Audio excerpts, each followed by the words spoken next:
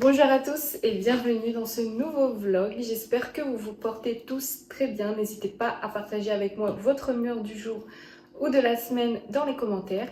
Ici ça va, je commence à fatiguer parce que voilà, on est déjà le 17 décembre, mais on tient bon bout. Donc ce matin dans le calendrier pardon, de Mademoiselle Bio, c'était un dentifrice au citron. Bah écoutez, j'étais étonnée d'avoir un dentifrice, mais pour le coup, c'est ce que moi j'attends d'un calendrier, c'est-à-dire de découvrir des marques, des produits auxquels je n'aurais pas pensé, des produits vers lesquels je me serais pas penchée naturellement pour l'acheter. Typiquement un dentifrice au citron, moi je prends classique hein, à la menthe. Et du coup, ça va me permet justement de sortir un peu de cette zone de confort, n'est-ce pas, et de tester des produits. Donc pour l'instant, franchement, je suis contente de mon calendrier. Je pense qu'à la fin, je vous ferai un petit bilan quand même, si jamais vous serez tenté pour l'année prochaine ou pas d'ailleurs. Et n'hésitez pas vous aussi à me partager vos impressions sur vos calendriers de l'Avent si vous en avez cette année. Donc là, je vais partir au boulot dans 5 minutes, donc je voulais vous montrer un petit peu ma tenue du jour pour introduire ce vlog. Donc comme vous allez le voir, j'ai un gilet bordeaux. Celui-là, pareil, je l'avais trouvé dans une boutique indépendante de ma ville. Je vous donne pas forcément le nom parce que c'est des boutiques que vous... Enfin, c'est pas une chaîne, donc vous la retrouverez pas forcément chez vous. Mais je m'étais dit, même si vous ne retrouvez pas la même chose, ça peut donner une inspi. J'avoue que j'ai craqué pour la couleur du moment qui est le bordeaux, n'est-ce pas? On en voit un peu partout, mais c'est surtout pour ce détail là de bijoux. Je trouvais ça trop beau, donc du coup j'ai mis un sous-pull bordeaux aussi également en dessous. Et je vais descendre. Tac. Le pantalon, je sais plus comment ça s'appelle cet imprimé. Et puis vous avez une bande bordeaux sur le côté, donc pour rappeler le pull.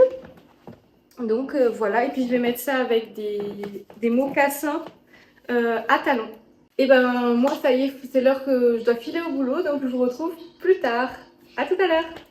Comme vous l'aurez vu, en même temps que je vous parle, je mettrai les rushs.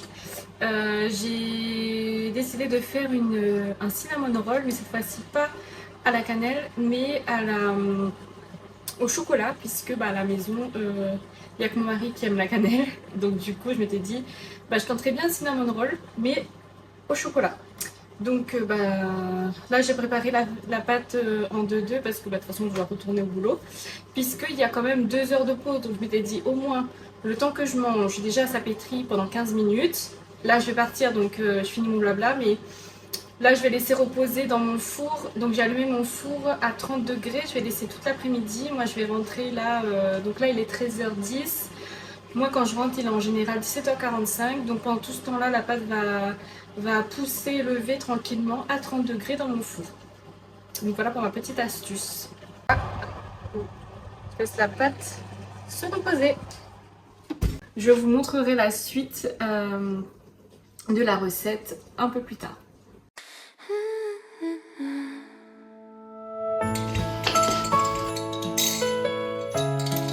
Je reviens vers vous pour clôturer le vlog. On est bien après les cinnamon rolls sans cinnamon.